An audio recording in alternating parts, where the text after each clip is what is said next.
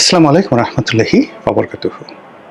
সম্মানিত দর্শক, বাংলাদেশের রাজনীতিতে আওয়ামী লীগের যে অপরিহার্যতা, এটা কোনো অবস্থাতে মাইনাস করা যাচ্ছে না। আর রাজনীতির যে আলোচনা, নেতৃত্বের যে আলোচনা, সেই আলোচনায় শেখ হাসিনাকেও মাইনাস করা যাচ্ছে না। ফলে ঘুরে ফিরে যত রাজনীতির আলোচনায় হচ্ছে, সেই আলোচনাতে আওয়ামী লীগ ভার্সেস বিএনপি আসছে, বিএনপি ভার্সেস আওয়ামী লীগ আসছে, কিন্তু আওয়ামী লীগ ভার্সেস জামাত, জামাত ভার্সেস এনসিপি, এই জিনিসগুলো আসছে না। ফলে কি হলো, বিএনপি, এনসিপি, জামাত, এদের সবাইকে মানুষজন মনে করছে যে এরা হলো মুদ্রার এপিঠ, কিংবা নদীর এক তীর। এক তীরের যেমন বসতি রয়েছে, পাড়া প্রতিবেশী রয়েছে, কিংবা একই পরিবারে ভাই ব্রাদার রয়েছে, যে কোনো কারণে একটু ভিন্ন হয়ে আছে, ঠিক ওই রকম এখন বাংলাদেশে যে সকল রাজনৈতিক দল রয়েছে, মোরালেস তাদের সবার মধ্যে একটা হৃদয় মাছের সম্পর্ক রয়েছে এবং তারা একে অপরের জড়োয়া ভাই। আর সীমান্তের ওপারে বলেন, জেলখানাতে বলেন, পদ্মা নদীর ওপারে বলেন, পর্দার আড়ালে বলেন, যে রাজনৈতিক শক্তিটি, সেই রাজনৈতিক শক্তিটি হলো আওয়ামী লীগ এবং তার সঙ্গে তার সহযোগী সংগঠন, এবং একই সঙ্গে তার যে সকল রাজনৈতিক মিত্র ছিল, জাসদ, ওয়ার্কার্স পার্টি, জাতীয় পার্টি, এরপর হেফাজতের একটা বিরাট অংশ, অন্যান্য যে রাজনৈতিক দলগুলো আছে, আওয়ামীপন্থী, আওয়ামী লীগ জমানাতে যারা আমি এবং মামুদের সরকার, যারা গৃহপালিত বিরোধী দল, হোয়াট এভার মেবি, যে কথাই বলেন না কেন, ওটা আর একটা ব্লকের মধ্যে রয়ে গেছে। ফলে কি হলো, যেমন আপনি একটা ঘরের মধ্যে আছেন, চারিদিকে আবদ্ধ, কিন্তু ঘরের অপর প্রান্তে আপনি জানেন যে সাপ আছে, ব্যাঙ আছে, বেজি আছে, বাঘ আছে, ভাল্লুক আছে, ভূত আছে, জিন আছে, প্রেত আছে, কিন্তু আপনি কোনো ব্যারিয়ার তৈরি করতে পারছেন না। ফলে আপনি যেখানেই থাকেন না কেন, প্রতি মুহূর্তে মনে হবে এই এলো বুঝি, এই ধরলি বুঝি, কাজেই সেই আক্রমণ থেকে বাঁচার জন্য আপনি অনেক কিছু করবেন। একইভাবে বাংলাদেশের রাজনীতিতে আওয়ামী লীগের অবর্তমানে, মানে আওয়ামী লীগ থাকলে আওয়ামী লীগ সম্পর্কে যে ভয় থাকতো, ভীতি থাকতো, তার চেয়ে শত শত গুণ বেশি ভয়, আতঙ্ক, অনিশ্চয়তা তৈরি হয়েছে পর্দার আড়ালে থাকা আওয়ামী লীগকে নিয়ে। এর ফলে কি হলো, সকল রাজনীতির আলোচনায় আওয়ামী লীগ কি আছে রাজনীতিতে? একদল বলছে আছে, আরেক দল বলছে নেই। আওয়ামী লীগ কি টিকে থাকবে? একদল বলছে টিকে থাকবে, আর একদল বললো যে টিকে থাকার কি আছে, আওয়ামী লীগ তো আছেই, 6 কোটি মানুষ আওয়ামী লীগ করে, এখানে টিকে থাকার কি আছে। আর একদল নানা রকম তথ্য উপাত্ত হাজির করছে, না না না, এটা সম্ভবই নয়। ইতিহাসে যে সমস্ত রাজনৈতিক দল গণ অভ্যুত্থানে পরাজিত হয়েছে, তারা মানব জাতির ইতিহাসে কোনো দিন ফিরে আসে নাই। তো এই সমস্ত যে সমস্ত লোকজন ইতিহাসের কথা বলেন, কিছু কিছু হলে ইতিহাসে এটা হয়নি, এটা হয়নি, সারা দুনিয়ার এরকম নজির নাই। তাদেরকে যদি বলা হয় বাংলাদেশের কুড়িগ্রাম জেলার ইতিহাস বলেন, নীলফামারীর ইতিহাস বলেন, তারা বলতে পারবে না, কিন্তু দুনিয়ার ইতিহাস তারা জানেন। তাদেরকে যদি বলা হয় সারা দুনিয়ার ইতিহাস তারা জানে, কিন্তু বাংলাদেশে যদি বলা হয় 1935 সনের ভারত শাসন আইন সম্পর্কে একটু বলেন তো, আপনি যদি বলেন যে মার্লো মিশন সম্পর্কে কিছু বলেন তো, ক্রিপস মিশন সম্পর্কে কিছু বলেন তো, কিচ্ছু বলতে পারবে না, কিছু বলতেই পারবে না। এক লোক দেখা গেল যে এই আমি মাঝে মধ্যে বিভিন্ন কোরআনের আয়াত বলি, তো সংগতির কারণ হলো কি, যে উচ্চারণ, আরবি উচ্চারণ যেটা আছে আমাদের দেশে, যে আরবি উচ্চারণ হয় মেইনলি হলো কয়েকটি আরবি শব্দ আছে, যেমন বাংলাতে আমরা চাঁদ বলি, চাঁদ, বা দীর্ঘই, রস্বরী দীর্ঘরি। তো এই শব্দগুলোর উচ্চারণ করে পরিশুদ্ধ বাংলায় কথা বলে এইরকম লোক আপনি পাবেন না। আচ্ছা, কিন্তু এই বাংলা ব্যাকরণটা যদি আপনি জার্মানির কোনো লোককে বলেন বা আমেরিকার কোনো লোককে বলেন, সে কিন্তু পরিশুদ্ধভাবে, তাকে যদি আপনি একবার শিখিয়ে দেন চাঁদ, সে জানো জানো যেন আজকে আকাশে চাঁদ উঠেছে, চাঁদ উঠেছে, এইভাবে বলে আপনি হাসতে হাসতে মরে যাবেন। কিন্তু আমরা বাঙালিরা কখনোই কিন্তু ওই ভাষায় কথা বলি না। এখন সেই যে হযরত শাহজালাল রহমতুল্লাহ আলাইহির সঙ্গে আমাদের দেশে আরব দেশের লোকেরা এসছে, ওই সময় আমাদের দেশের লোকদেরকে যে শিক্ষা দেওয়া হয়েছে, এইভাবে আইন উচ্চারণ করতে হবে, গাইন উচ্চারণ করতে হবে, আলিফ, ছোট আলিফ, বড় আলিফ, এই জিনিসগুলো করতে হবে, এখানে টান দিতে হবে, ওটাই উস্তাদদের মাধ্যমে বংশ পরম্পরায় ছিনা থেকে ছিনা চলে আসছে। এবং এই লাইনে যারা শিক্ষা গ্রহণ করছে তারা এই আরবি শিক্ষাটাকে মনে করে যে আল্লাহ স্বয়ং তাদেরকে শিখিয়েছে, এখানে নির্ভুল, পৃথিবীতে একমাত্র আরবি হলো শ্রেষ্ঠতম ভাষা,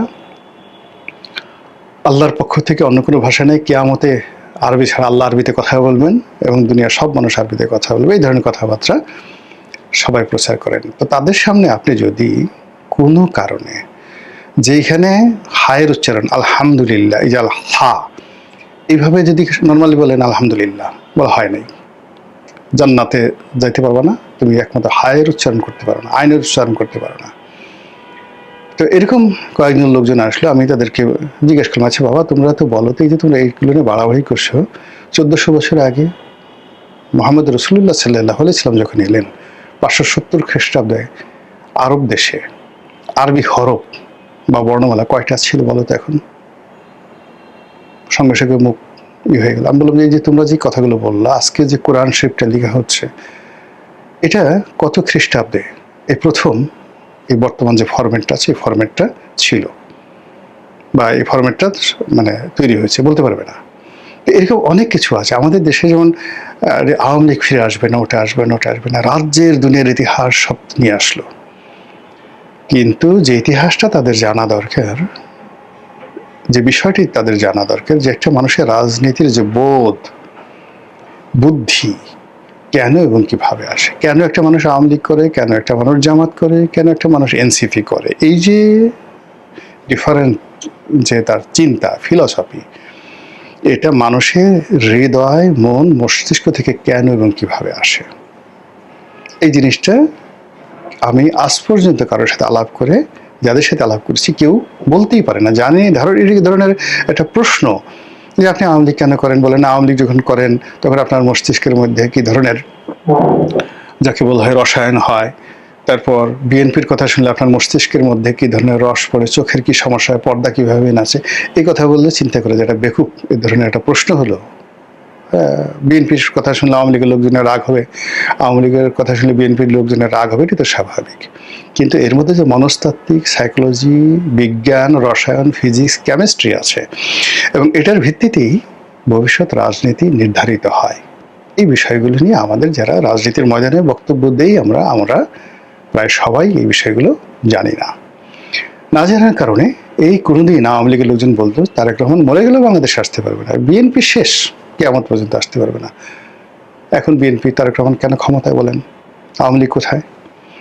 যে কারণে তারেক রহমান ক্ষমতায়, একই কারণে ভবিষ্যতে শেখ হাসিনা ক্ষমতায় আসবে, এবং একই কারণে ভবিষ্যতে জয়, পুতুল, ববি এরাও ফিরে আসবে। এবং এই যে ধারাবাহিকতা, সেই ধারাবাহিকতার কারণে আপনি চিন্তা করেন কত হাজার বছর আগে মুসা নবীর জমানাতে যে ফেরাউন নীল নদের মধ্যে ডুবে মরেছে, সেই লাশ, কঙ্কালটি ফ্রান্স আনবে মিশর থেকে পরীক্ষা করার জন্য, জাস্ট একটা ল্যাবরেটরি টেস্ট। কিন্তু মিশর বলছে যে নো, তোমরা আমাদের দেশের রাজাকে নিচ্ছ, ইতিহাসের সবচেয়ে সেরা রাজাকে নিচ্ছ, ফেরাউন রামসিস দ্য গ্রেট। কাজেই তাকে অভ্যর্থনা জানাতে হলে তোমাদের এয়ারপোর্টে এসে তোমাদের প্রেসিডেন্ট ফ্রাঁসোয়া মিতেরা, ফ্রান্সের প্রেসিডেন্ট, তাকে রিসিভ করতে হবে, রাজুকেও স্যালুট দিয়ে, রয়্যাল গার্ড দিয়ে তাকে গ্রহণ করতে হবে, এবং তাকে আবার সেই রয়্যাল গার্ড দিয়ে মিশরে পাঠাতে হবে। এটা যদি রাজি হও তাহলে মিশর পাঠাবে, আদারওয়াইজ পাঠাবে না। ফ্রান্স রাজি হয়েছে এবং সেই ঘটনা ঘটেছে, এবং আমি নিজে সেই দৃশ্য, ভিডিও ফুটেজ দেখার সৌভাগ্য আমার হয়েছিল। তো এই কাজ মিশর কেন করলো? একটা কঙ্কালের সাথে তার রাজকীয় ব্যবহার করতে হবে। এই যে আনুগত্য, আমরা বাংলাদেশে বসে মানে ফেরাউনকে এত গালাগালি করি। আমি যখন প্রথম মিশরে গেলাম ওদের স্টেট গেস্ট হিসাবে, এয়ারপোর্টে আমাকে যে রিসিভ করতে এলো, আমি তাকে সবাইকে জিজ্ঞেস করলাম যে তোমাদের মহাকালের ইতিহাসে তোমরা সবচেয়ে ফাদার অফ নেশন বলো বা যাকে সবচেয়ে বড় রাজা মনে করো, সম্রাট মনে করো, হুইজ হি, কে সে বলল রামসিস দ্য গ্রেট, ফেরাউন রামসিস দ্য গ্রেট। একটু বুঝেন যে আমরা যে গালাগালি করি ওরা তাকে জাতির পিতা হিসেবে মান্য করে। তো অথচ সেই মিশরে যে মানে তেলাওয়াতের যে প্রথা, আজকে যে আমরা আধুনিক তেলাওয়াত করি, এটা মিশরে শুরু হয়েছিল। সেই তেলাওয়াত, ফেরাউন দেশে সেই তেলাওয়াত নিয়ে আমরা এই দুনিয়াতে কাণ্ড কারখানা করে ফেলি। এখানে হাত কেন বাঁধলাম না, এখানে টান কেন দিলাম না, এখানে গুজু কেন হলাম না, এই হলো আমাদের বাঙালির অবস্থা। এনিওয়ে, যেটা বললাম, রাজনীতিতে আওয়ামী লীগের যে উপস্থিতি, এটি বর্তমান প্রেক্ষাপটে অপরিহার্য এবং আগামী রাজনীতি যে আগামী রাজনীতির যে একটা স্থিতি, আকার এবং আকৃতি, এ পুরোটাই নির্ভর করছে আওয়ামী লীগের উপরে। টুডে অর টুমরো, এই যে পার্লামেন্ট চলছে, পার্লামেন্টের মধ্যে মানে ভিতরে কি হচ্ছে জানি না, বাইরে থেকে সবাই বলছে এটা হলো মানে আমি এবং মামুদের পার্লামেন্ট। এখানে যে বিরোধী দল যারা আছে এরা সব সাজানো গোছানো মেকি, এরা সবাই একই ভাষায় কথা বলে এবং একটা সমঝোতার পার্লামেন্ট। এবং খোদ পার্লামেন্টে যারা সংসদ সদস্য আছেন, সরকারি দলের আছেন, বিরোধী দলের আছেন, তারাও ঠিক একই অভিযোগ করছেন যে এখানে যা কিছু হচ্ছে মেকি, মক পার্লামেন্ট হচ্ছে, একটা সাজানো গোছানো পার্লামেন্ট হচ্ছে। এটা যে কোনো সময় বুমেরাং হতে পারে যে কোনো পক্ষের জন্য। যারা বিরোধী দলে আছেন তারা প্রচণ্ড রকম ইমেজ সংকটে পড়ছেন এবং সেই ইমেজ সংকট কাটানোর জন্য তারা নানা রকম আবল তাবল কথা বলছেন। সরকার বিরোধী, আজ ফাটিয়ে ফেলেঙ্গা, কাল ফাটিয়ে ফেলেঙ্গা, মেরে ফেলেঙ্গা, রাস্তা কাঁপায়েঙ্গা, তারপর গণঅভ্যুত্থান করেঙ্গা, বিপ্লব করেঙ্গা, ছুঁড়ে ফেলে দেঙ্গা, ইত্যাদি ইত্যাদি নানা রকম কথাবার্তা বলছে। পাবলিক বলছে মোনাফেক, বিশ্বাস করি না, বিশ্বাস করি না। তো বুঝেন ব্যাপারটা। তো এই যে একটা অবস্থা, সেই অবস্থার মধ্যে রাজনীতির যে ভারসাম্য, সেই ভারসাম্য বা নদীর পানিতে যে মিষ্টি পানি থাকে, সমুদ্রে যে লবণাক্ত পানি থাকে এবং উভয়ের মধ্যে মিষ্টি পানি এবং লবণাক্ত পানির মধ্যে একটা সীমারেখা থাকে। সেই সীমারেখা ভঙ্গ হয়ে যায় কখন? যখন উজান থেকে পানি না আসে, ফারাক্কা বাঁধ নির্মাণ করা হয়, তখন সমুদ্রের পানি এসে চাঁদপুর পর্যন্ত চলে আসে। বঙ্গোপসাগরের পানির চাঁদপুর পর্যন্ত চলে এসে সমস্ত নদীর উপকূলের ভূমিকে তারা লবণাক্ত করে ফেলে। ফসল, ফল ফলাদি সব নষ্ট হয়ে যায়, জীববৈচিত্র্য নষ্ট হয়ে যায় এবং যাচ্ছে। ফলে কি হলো, আমরা এই যে লড়াই করছি, যুদ্ধ করছি, সারা দুনিয়াতে এখন পানির জন্য সবাই হাহাকার করছে, যুদ্ধ করছে, এই ফ্লোটা ঠিক রাখতে চাচ্ছে। তো পদ্মা নদীর, ব্রহ্মপুত্র নদীর, বিভিন্ন নদ নদীর, তিস্তা, এর যে উজান থেকে যেন পানির প্রবাহটা ঠিক আসে এবং আমরা যেন লবণাক্তের হাত থেকে বাঁচি, মরুকরণের হাত থেকে বাঁচি। একটা সময় সাহারা মরুভূমি পৃথিবীর সবচেয়ে সুন্দর সভ্যতার পাদভূমি ছিল। নদী ছিল, সমুদ্র ছিল, জনবসতি ছিল, রাজা ছিল, বাদশা ছিল, সব ছিল। এখন সেটা পুরো মরুভূমি। একইভাবে এখন বাংলাদেশ যেভাবে পড়েছে, আগামী দিনে বাংলাদেশ যদি এটা মরুভূমি হয়ে যায়, এটা অস্বাভাবিক কিছু না। সুন্দরবনের কোনো অস্তিত্ব থাকবে না, যেভাবে আগে একসময় সুন্দরবনের অস্তিত্ব ছিল না। তো রাজনীতিতেও তদ্রূপ ভারসাম্য দরকার। ভারসাম্য যদি নষ্ট হয়ে যায় তাহলে আর রাজনীতি থাকবে না। এটা সকলের জন্য মারাত্মক ব্যর্থতা। আর তারই প্রেক্ষিতে ঘুরে ফিরে বারবার শুধু এই যে রাজনীতির যে ভারসাম্য, এক পক্ষে বিএনপি, জামাত, এনসিপি এবং এদের মধ্যে যে সখ্যতা, বিএনপি জামাতের সাথে সখ্যতা দীর্ঘদিনের, এনসিপির সাথে জামাতের সখ্যতা সাম্প্রতিককালের, আর তারা সবাই মিলে শেখ হাসিনার বিরুদ্ধে লড়াই করেছে, সংগ্রাম করেছে, ম্যাটিকুলাস ডিজাইন করেছে, আন্দোলন, লড়াই, সংগ্রামে নানা রকম গোপন সলা পরামর্শ করেছে। একে অপরের জায়গা পর্যন্ত এদের মুখস্থ। কাজেই সেখানে দাঁড়িয়ে বিরোধ হয় না। যে বিরোধ হয় সেটা হলো অভিনয় হয় এবং সেই অভিনয় দীর্ঘদিন চালানো যাবে না। এর ফলে কি হলো, যে শূন্যতা, আকাশে বাতাসে রাজনীতির শূন্যতা, সেই শূন্যতায় প্রতিপক্ষ হিসেবে বারবার শেখ হাসিনার নাম আসছে, বারবার আওয়ামী লীগের নাম আসছে। এখন শেখ হাসিনা বাংলাদেশে আসবে কি আসবে না, বেঁচে থাকবে কি থাকবে না, এটা তো প্রকৃতির উপর নির্ভর করছে, সময়ের উপর নির্ভর করছে। আওয়ামী লীগ টিকে থাকতে পারবে কি পারবে না, আসবে কি আসবে না, এটাও প্রকৃতির উপর নির্ভর করছে, সময়ের উপর নির্ভর করছে। Matter of survival. এই পৃথিবীতে 10 কোটি বছর আগেও মানুষ ছিল। 10 কোটি বছর আগে মানুষ ছিল। ইভাল নোয়া হারারির একটা সাম্প্রতিক যেটা বিখ্যাত বই, যে এই মানুষের মধ্যে শত শত প্রজাতি ছিল, এখন বিভিন্ন রকম প্রজাতি আছে, অন্যান্য প্রাণীর মধ্যে মানুষের মধ্যে প্রজাতি ছিল। এত প্রজাতিকে পিছনে ফেলে কেন আজকের আমরা এই প্রজাতিটি টিকে রইলাম এখন পর্যন্ত, এটা উনি বোঝানোর চেষ্টা করেছেন।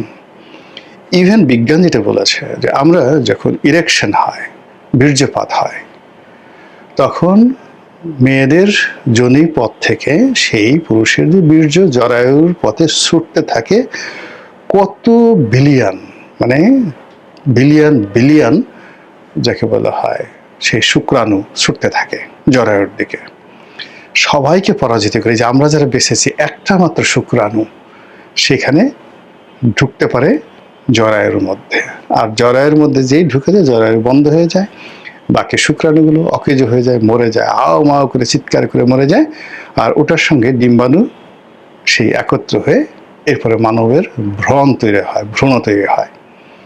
তো বোঝার চেষ্টা করেন আমাদের জন্মই হয়েছে প্রতিযোগিতার মাধ্যমে, দৌড়ের মাধ্যমে। তো এখানে জীবনটাও দৌড়ের উপর থাকতে হবে, প্রতিযোগিতার মধ্যে থাকতে হবে। এখানে আরাম আয়েশ করতে গেলেই সমস্যা হয়ে যাবে।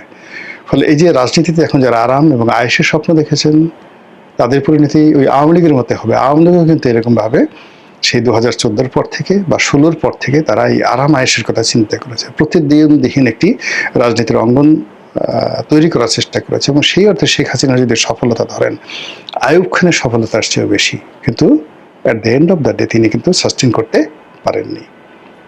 সেই অতীত ইতিহাস থেকে যদি বর্তমানে যারা কুশীলভ রয়েছেন তারা শিক্ষা নেন, আমাদের সকলের জন্য কল্যাণ। আসসালামু আলাইকুম রহমতুল্লাহি ওয়া বারাকাতুহু।